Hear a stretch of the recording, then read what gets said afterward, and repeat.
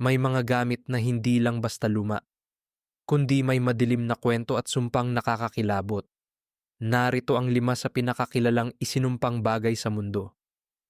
The Book Box, isang lumang kahon ng alak na sinasabing may masamang espiritu.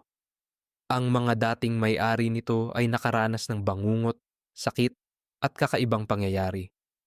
Ngayon, ito ay nakakandado sa museo ni Zak Bagans.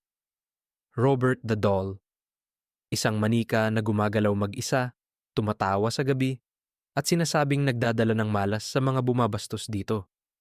Kung bibisita ka sa museo niya, siguraduhin mong humingi ng permiso bago kumuha ng litrato kung ayaw mong sumpain. Annabelle the Doll, isang ordinaryong manika pero may nakakatakot na lihim.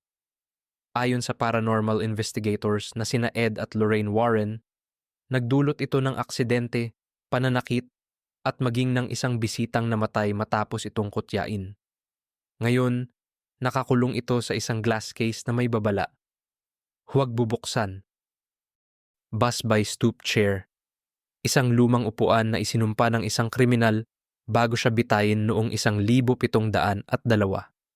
Sinumang uupo rito, siguradong mamamatay.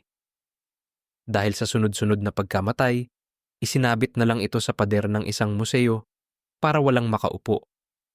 Kung bibigyan ka ng isa sa mga gamit na ito, tatanggapin mo ba? O tatakbo ka na lang palayo?